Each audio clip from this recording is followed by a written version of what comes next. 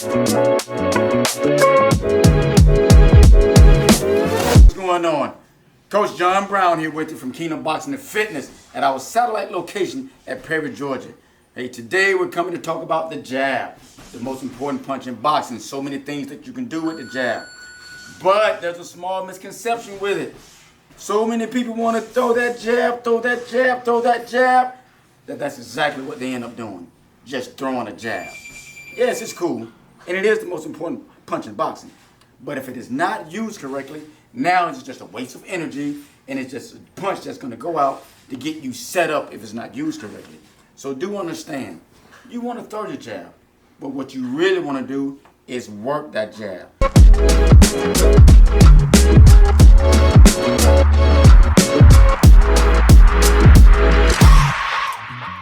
You're working that jab so that you work your opponent. You need your opponent to get out of position, to get out of place, so that you can start landing those big pop shots and those big doggone good combos so that we can break them down and get them on up out of there.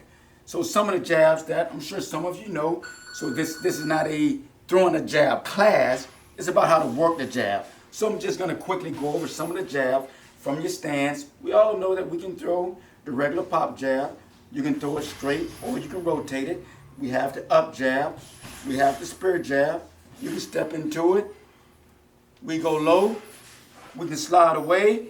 Shoulder roll so we can get ourselves out of trouble. You have all these different jabs that you can use. That's why we don't want to just throw the jab. There's too many things you can do. There's too many ways you can throw it. It is too dynamic to just sit up here and just throw at one target all the time. So that's why we're going to learn how to work the jab. Working the jab, moving your opponent. So what are some of the things that you can do to work the jab? The first basic one, you already know, a couple small ones. Work the jab up and down. Hitting the body, then you go into the head. You also have the changing up the rhythm. The double the jab. You also feint and then jab.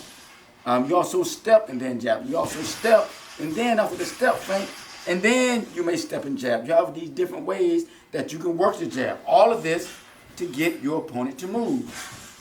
Now we're going to go just a little bit deeper where some people are not thinking about it. And for this part, I'm going to use my young boxer assistant here, little Aiden. We're getting ready for some big things, so you may actually see him one day in the future on TV. So don't, if you do, don't be surprised.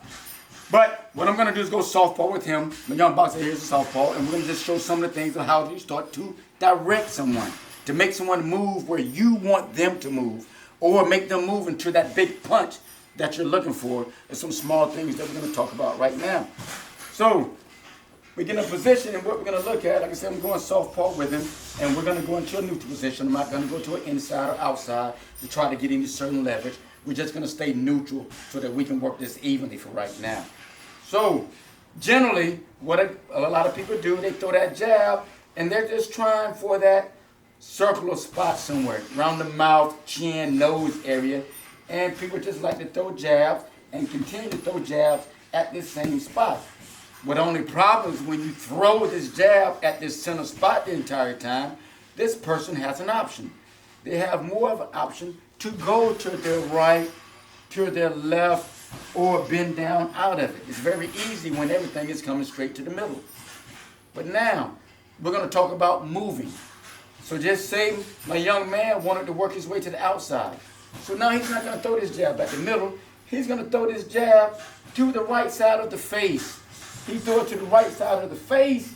If this person still tried to move, they'd run into this jab. It's not going to feel good. So what it causes them to do, it causes them to go to the other side, which would now give him space to go to that outside. You also have moving them where you may want to move them into a punch, not a certain area. So now, instead of throwing the punch to this side, he want to throw the jab to this side. Throwing it to my other side will cause them to lean over. Now he has a chance for that big hand back there sitting waiting by making them lean into it. He has that chance now. But this is not happening because this person is just moving where they want to move to. It's happening because he's directing them with their jab, with his jab. You throw the jab where you need them to go to. We all know the simple stuff. Their hands are up, you jab to the body. Maybe sooner or later, you get them to drop some hands down so that you can bring something over the top, or you can bring a feint and bring something back up top so you can get him out of position so that you can use what he's doing against them. This is not going to work if they're up and you're just throwing jab just at the mouth, at the nose, at the mouth, at the nose. It's too easy to catch. It's too easy to slip those and counter those if you're throwing that same jab at the same place. So that's why I really hate to hear coaches telling their guys while they're in, throw the jab, throw the jab, throw the jab, throw the jab. And they're not really giving them any real direction of what to do with that jab. You need to throw that jab in many different places. Up, down, left, right, high, low, middle, outside, to get that person to move out of place so that you can really land something real big in the long run. So that's what you're trying to do when you're popping that jab. So don't be one of those out there throwing the jab. Work your jab. Use your jab. Make that jab a freaking menace to them. And those big hands and combos, they come a whole lot easier. All right, y'all. Until next time, we'll give you something good on the next one. I hope you got something good out of that. We'll see you next time. It's been Coach's Corner.